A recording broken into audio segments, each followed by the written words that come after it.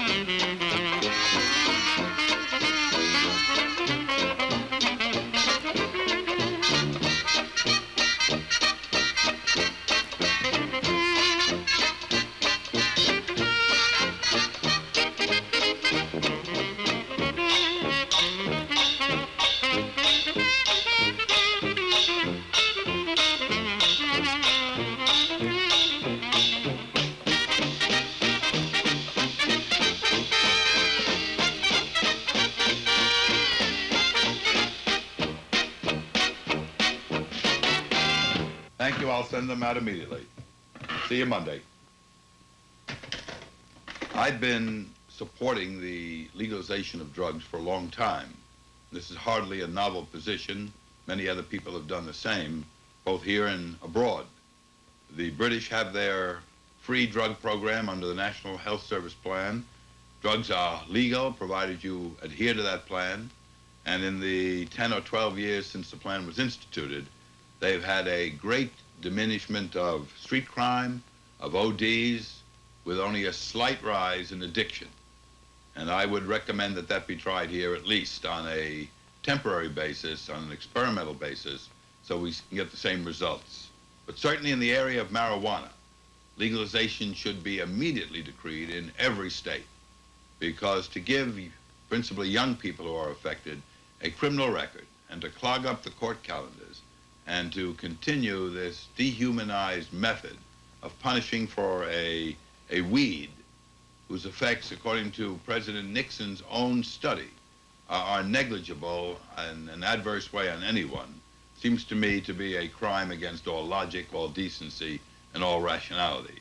So I support all the demonstrational activity under the First Amendment, the smoke-ins and the be-ins and the other demonstrations to obtain the public support necessary to convince legislators who are in a medieval frame of mind about this to declare the drug or the weed, it is not a drug, perfectly legal throughout all states of the Union.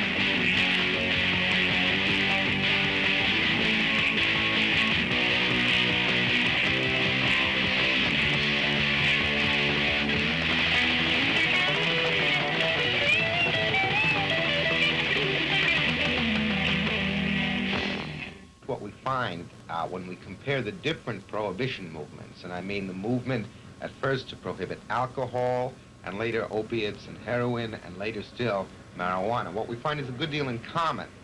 At each of these times, and in relation to each of these substances, certain central themes have come through. The most clear of them is a strong element of racism and a strong element of fear of sex. What I mean by that, for example, in dealing with the alcohol example, is that if you look at any of the literature of the late 19th century, when the Prohibition movement was building, the slogan that was very widely used was rum and Romanism. The association was that drinking was a Roman Catholic phenomenon, and it was in fact a protest of small-town Protestant America against the wave of Irish and Italian immigrants who were coming into the country and who were thought to be insufficiently repressed about their use of this drug. With marijuana, we again had the same kind of fears. If you've ever seen Reefer Madness, the position of the Federal Bureau of Narcotics, which was trying to get this law enacted, was that this was not only something, the use of marijuana was not only something done chiefly by Mexicans and by blacks and by jazz musicians, never a strong voting bloc, particularly in the 1930s, but that also it was a substance that caused insanity, addiction, and murder. Now, all of these, of course, we know weren't true, but that was what was said, and it was very readily believed. In 1932, when alcohol prohibition was repealed, one of the primary alcohol prohibition agents was a fellow named Harry Anslinger. But Anslinger's stroke of genius was that by making every act of even possession criminal, it would be possible to wipe out this grave danger to our society.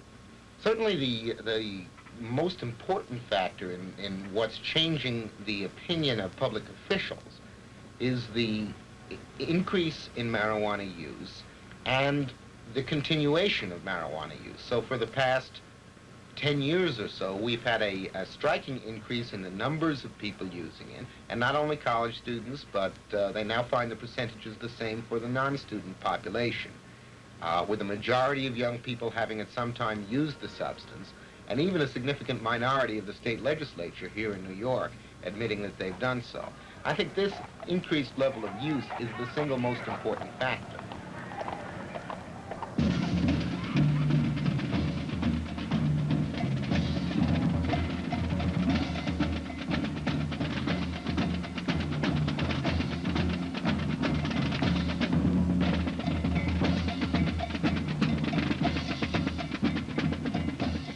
I just say something about the smoking part. We've been doing it for 9 years now. I started with the first smoking, the first being in 1960s Evans when we were smoking bananas. You've come a long way, baby. My name is Dennis Peron, for those of you who don't know who I am. I just got busted in July. I ran the Big Top Pot supermarket over on Castro Street in San Francisco. I've decided to express my views on marijuana. For that purpose, I went public. That is, I told the whole world that I sold marijuana, and I've been doing it for 8 years. I'll tell you, I'm tired of being busted. And for that purpose, what I've done is I have started an initiative in San Francisco in the form of a policy statement. And it reads, I can't remember exactly verbatim, but it reads, we the people of San Francisco demand that the district attorney, along with the chief of police, cease the prosecution and the arrest for people involved in the transfer, the cultivation, or personal use of marijuana. Smoke-ins at the 4th of July, 2nd, 3rd, and 4th of July in D.C. have been going on for about 8 years now. And they'll be going on until marijuana is legalized. I was there last year when there was 10,000 people, and no one got arrested for marijuana. There was one arrest for jaywalking, but that was silly, and they knew that, so they let him go. And well, this year we're hoping that there'll be double that many, or triple that many, or quadruple that many. It depends on if you come or not. So if you show up, I'll show up. And I'll show up anyway. So we'll see you there.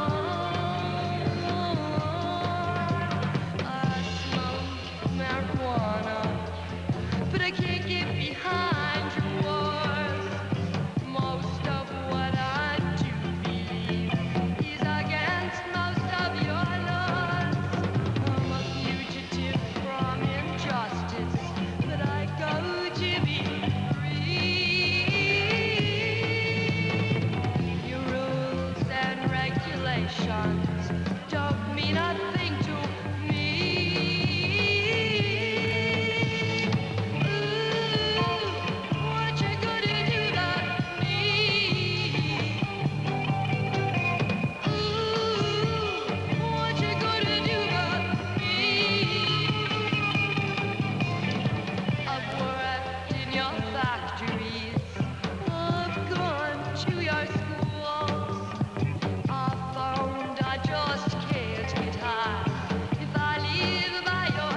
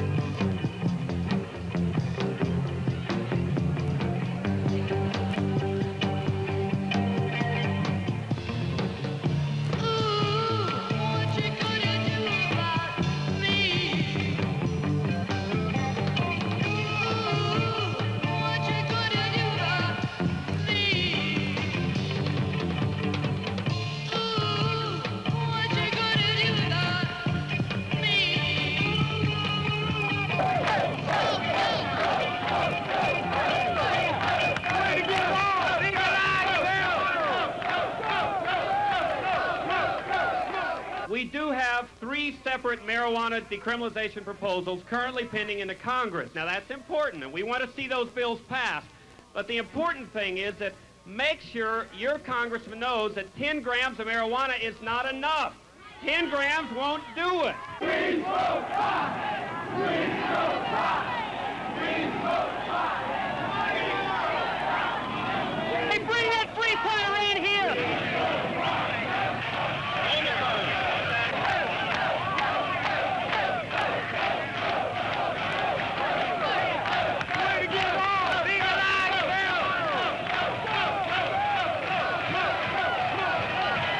And not many people know that the laws against marijuana are really a secret government affirmative action plan for women and minority groups.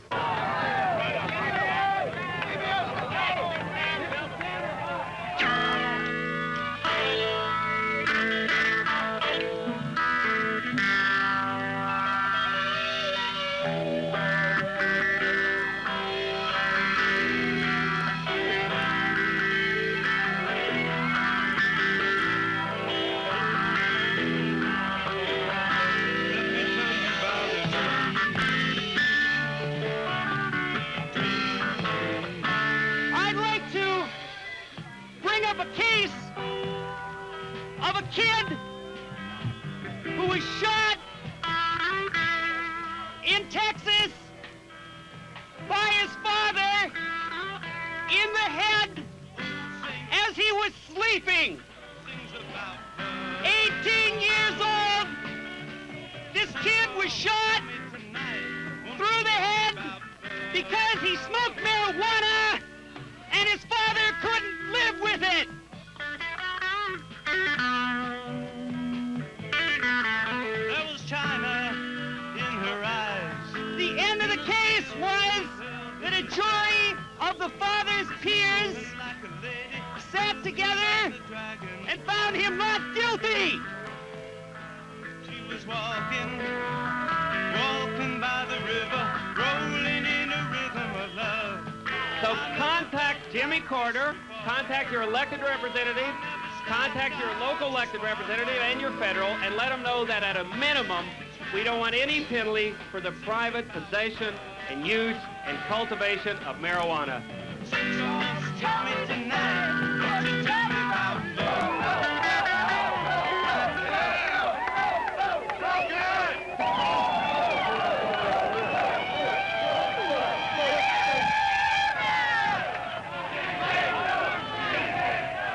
Up on the sidewalk.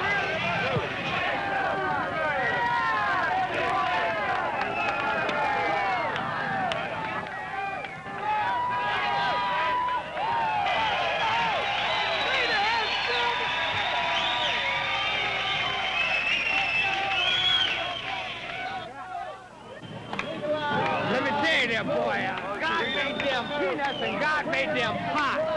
You know, we all ought to be able to smoke that pot. You all eat your peanuts.